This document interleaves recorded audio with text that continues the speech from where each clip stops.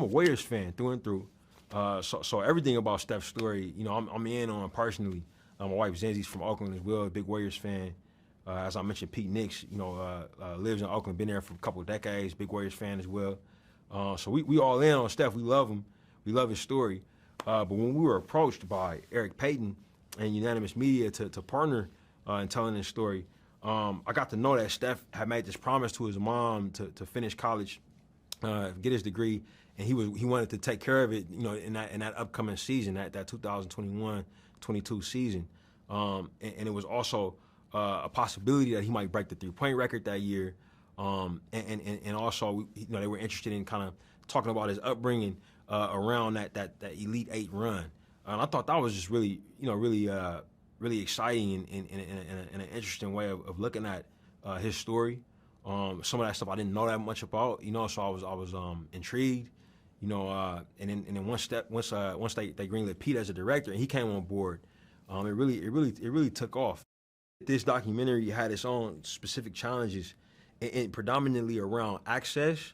The subject is somebody who's still actively working. He's not, you know, reflecting back on a career that happened years ago. He was actually living it at the time, and we had a verite filmmaker, and cinema verite it lives and dies by the amount of access that it has.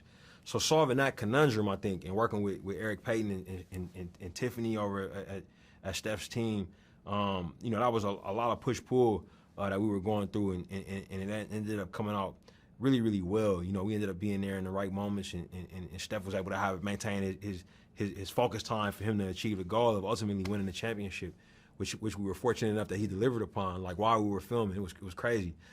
Steph was really open in terms of the archival and exposing that stuff. We were able to get incredible things like like video cell phone footage of the basketball games from the Davidson stands during their run, and childhood photography and videography of Steph at home and playing basketball. You know, where you can hear his mom screaming and what she was saying. You know, it's pretty fantastic what we were able to get access to, and I'm excited for audience to see. In terms of our director Peter Nix's vision, he sees this film as a testament to the power of community, family, and mentorship, right? And how those things played out in Steph's life.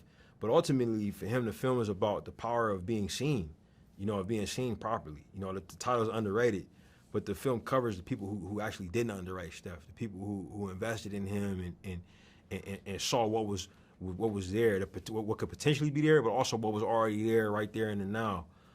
So I hope people take away from that the understanding that there's value in being seen,